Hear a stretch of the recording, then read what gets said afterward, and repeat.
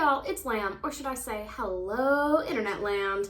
Today I'm going to be talking about one of my favorite genres, ice sports fiction. Ice sports fiction is how I will be referring to books, movies, and fan fiction of both ice hockey and figure skating. Now, before I get too deep into anything, I feel I have to acknowledge the elephant in the room, hockey RPF. So I am a Pittsburgh Penguins fan. So back in 2016, I read Check Please by Ngozi Ukazu religiously. I was invested. I had notifications turned on for her Patreon, but I was moderately supervised on the internet. So I had no notifications, so my family could never know what I was up to, and that was reading gay hockey comics on Tumblr. It's pretty obvious that Jack Zimmerman, the romantic lead, is modeled off of Sidney Crosby. Love him. And that his teammate on the Falconers, Tater, is modeled after Geno Malkin. But when asked for a voice claim for Jack, Ngozi said there was no one better than Chris Letang. I love Tanger! I casually start watching hockey in 2016, and luckily enough for me, my favorite team has the big three of hockey darlings all in one. Rip Marc-Andre, I love you. Plus, the Pens won the Stanley Cup in 2016 and 2017, which I believe was due to my dutiful fan work. Flash forward a few years, and a friend and I have developed a game where we check AO3 by fandom and have to guess what the biggest ship within that fandom is. And we do this with, under-known fandoms-ish, so, things that aren't necessarily based on romance. And, of course, hockey RPF comes up. And I say, without skipping a beat, that I know the leading two for hockey shipping will be Sid and Geno. And the person I'm playing this game with, as unlearned about the Pittsburgh Penguins as they are, says, "It's Sidney Crosby and Evangelion Malcolm." I say, "Do you mean Evgeny Malkin, better known as Geno, better known as number 71 of the Pittsburgh Penguins?" And they did. And I know the people love Geno. He's tall and he's Russian and he's good at hockey, but I love Chris. I just don't understand. He's a very handsome man. He's just as much of a bestie to Sid and Geno on ice. And he speaks Quebecois, and he's sexy, and he has his beautiful hair, and his wonderful wife and children, and he's overcome so much with his strokes. And I'm watching hockey for the plot. I mean for the game, for the love of the game. Anyway, in preparation for this video, I did some cursory glancing at AO3, and I found the only RPF sports fandom that outranks hockey is that of football. Football being soccer, in, my humble American words. Which makes sense just based on the popularity globally of soccer versus hockey. A testament to its global popularity is the fact that soccer has a major pull on pop culture like none other, both now and 20 years ago. Think you bend it like Beckham and Ted Lasso. According to the World Atlas website, which I don't know how accurate this is, the most popular sports are football, as in soccer, cricket, and number 3, hockey, cricket. I immediately noticed that there was no football on here and realized American football is a big deal, obviously, only in America. Football is ubiquitous with, the American pastime, which is insane because baseball is the American pastime. But let's not get into politics. When I first researched this, hockey actually outranked football by about 2,000 fan works, but in the past few years, hockey's only grown by about 7,000, while men's football has grown by about 15. But when you look up sports like baseball or basketball or even rugby, there's a steep drop-off in numbers. Then if we take a look at published fiction, we see it's a little different. If I go to Goodreads and sort by insert sport name romance books and get a listicle, I've got, allegedly, a little under 2,000 football romance books, a little under 5,000 hockey romance books, 205 soccer romance books, 125 basketball romance books, and 703 baseball romance books. These are probably not inclusive of all of the sports fiction on Goodreads, but they're a start. And there is a wide berth between hockey and every other sport. Hockey is obviously still marketed towards a very specific type of man, but it's also popular with a very specific type of woman. I often think of the Star Trek stans of old who printed out their zines during their day jobs. Even though Star Trek is objectively something that was made for male enjoyment, women liked it and created sex pollen because of it. All this to be said, hockey is very popular for fan fiction and fiction in general. Off the top of my head, I can never think of a good basketball rom-com or a good baseball rom-com, but I know a good hockey rom-com. In a pre-Travis Kelce, Taylor Swift world, there was no such thing as a good football rom-com. There are football movies. They're about getting a football scholarship or the impact playing football has on the players. They're not about finding love whilst playing football.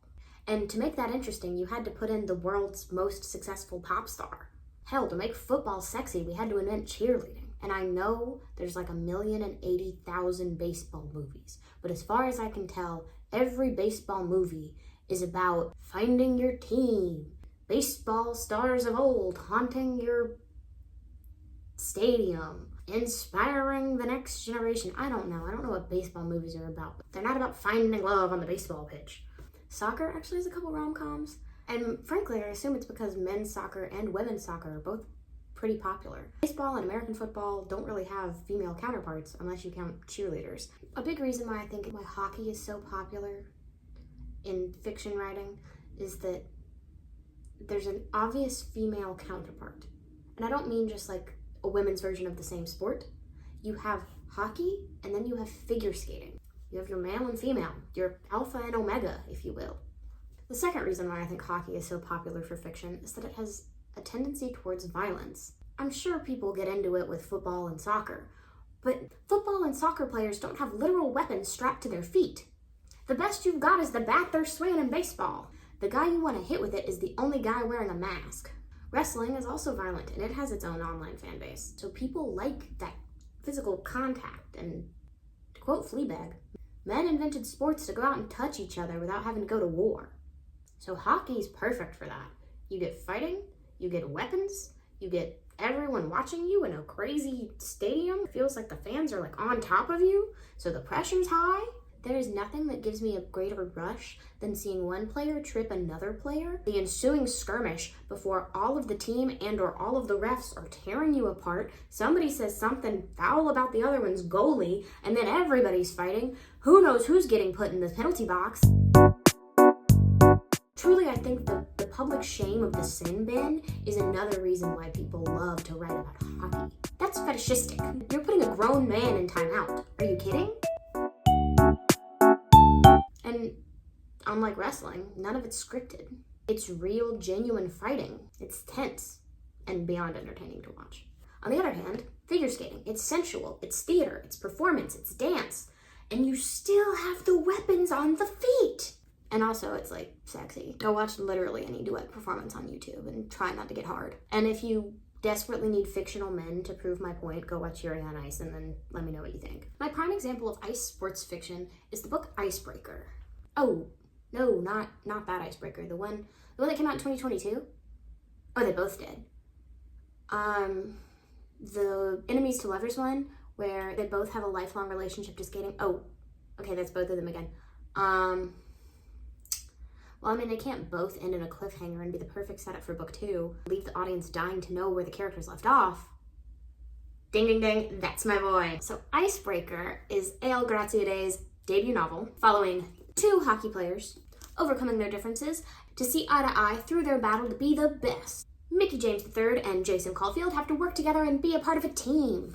And if romantic sparks fly along the way, so be it. My favorite thing about this novel is actually something that seems to be common amongst ice sports fiction, where the rest of the team is treated sort of like a fraternity. They live together on campus in a house. They hate the lacrosse bros. They party together, and they're all just dudes being dudes and assuming toxic masculinity. Or maybe that's just a similarity between this book and Check Please, but we'll get to that later. So Icebreaker follows some interesting themes. Our protag, Mickie James III, is suffering from depression, and it makes him doubt that he even likes hockey. His dad is kind of like the Wayne Gretzky of the universe, and he's being teed up to be the next Sidney Crosby, which, totally screws their relationship.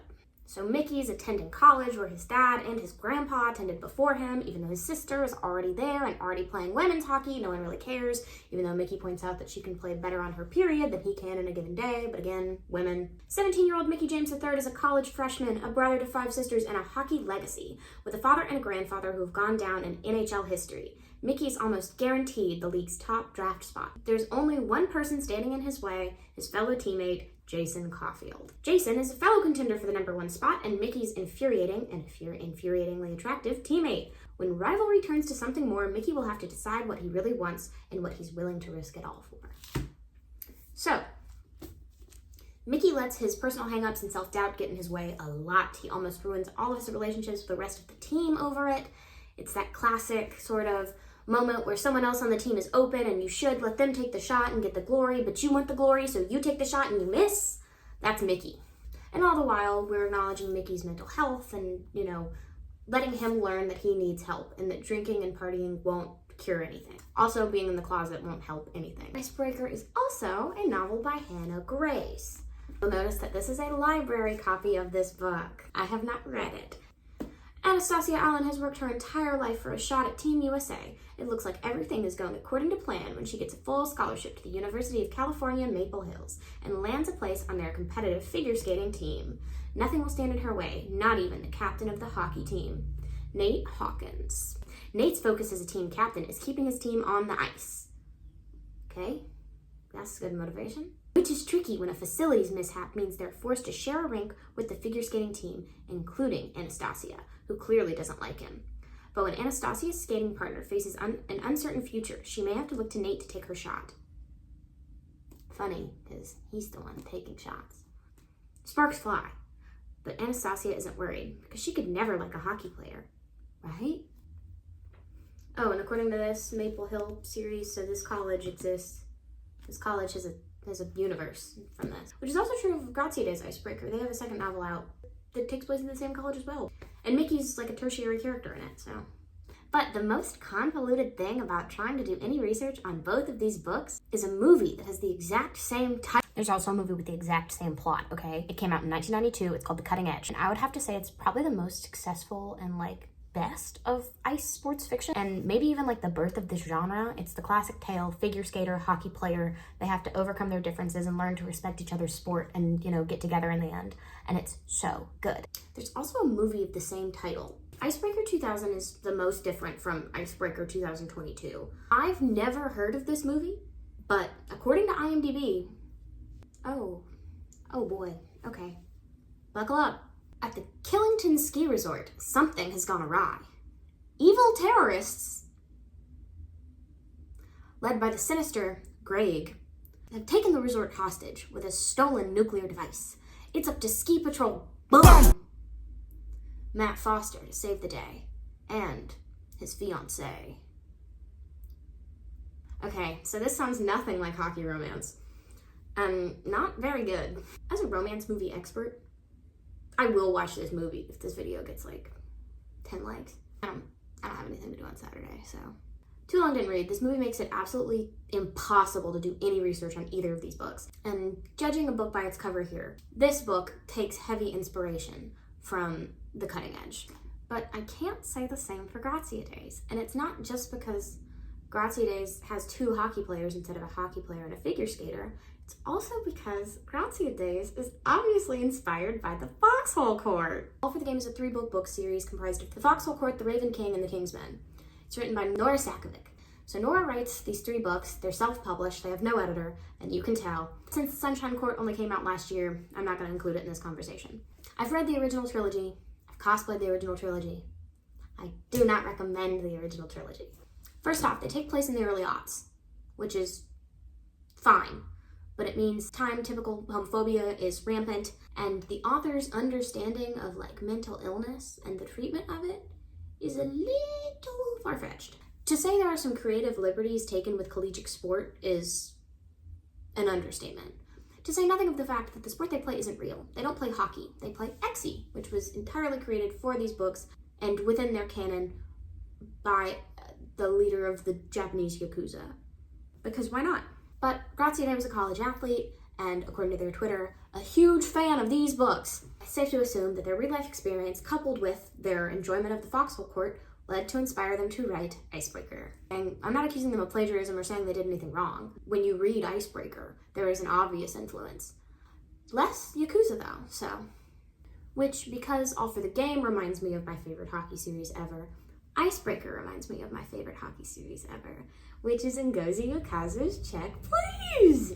If you wonder why I described the perfect hockey media as having both a hockey and a figure skater and then described a book that didn't, it's because I was lying like a liar. The actual perfect hockey media is Check Please by Ngozi Ukazu, and it always will be. You think I'm annoying about red, white, and royal blue? You should have met me in 2016 when Check Please was at its peak. You don't know the definition of annoying. Check Please has everything. It has all of the good ice sports fiction tropes. One of them's a figure skater. One of them's a hockey player. They have to give up the original sport and then learn to respect each other's sports along the way.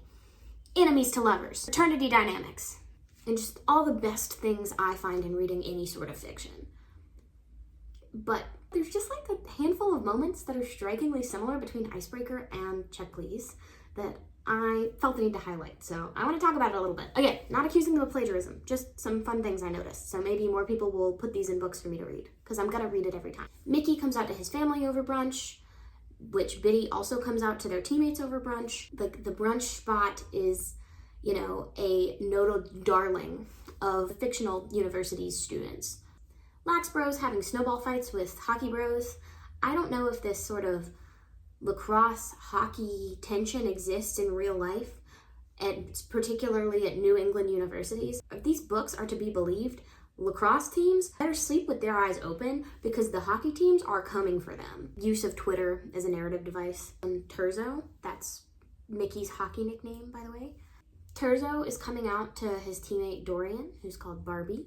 He comes out to him in the cold on the dock, and I think it's played for a joke of thank you for telling me this, and then Terzo's great, I'm freezing my balls off, let's go inside. When Biddy comes out to Shitty, which love how those names rhyme, they're out in the cold and Shitty takes the time to be thank you for telling me this. The scenes just felt weirdly similar to me. The most glaring similarity between the two I found was the way we deal with Mickey's depression reminds me of how we deal with Jack's depression, and both characters are on a very similar journey of their dads being, hockey greats and them having this heavy weight on their shoulders. But obviously with Mickey, we're getting it from his perspective versus in Check Please, we're getting everything from Biddy's perspective, so everything about Jack's mental illness is secondhand. Overall, I think I like this novel because it kind of reads like hockey fan fiction a little bit, and it more specifically reads like a Jack Kent or a Neil Kevin fanfic. It's also in first person, which I know a lot of people aren't really into, but Terzo is just so in his head the whole time. I think it really suits. I like the way the book describes hockey. It's quick and it doesn't really bore you with anything. There's nothing spectacular. They just sort of play a normal game. The characters feel really human and grounded to me because they make mistakes on the ice and do bad things. Miss shots that they don't take. I also enjoy the way it handles Mickey's depression, especially as he's someone who has everything and really has no reason to be depressed. It's just chemicals in his brain. Altogether, I think ice sports fiction is popular because hockey is sexy, figure skating is its even sexier omega. There's a bunch of fun tropes built in already.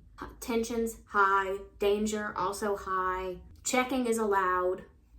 But yeah, I made this because I wanted to talk about one of my books that I like that isn't getting a TV show or movie, which, Heartstopper and Red, White, and Royal Blue have. I could do a whole video on just why Check Please is great. I also, unfortunately, understand why it's not a great candidate for a movie. I'd love for this book to get a little more attention. I think it's scrumptious. Also, thank you to my friend Lena, who recommended this book to me, and then it's, weaseled its way in my head for the past few years. Bye.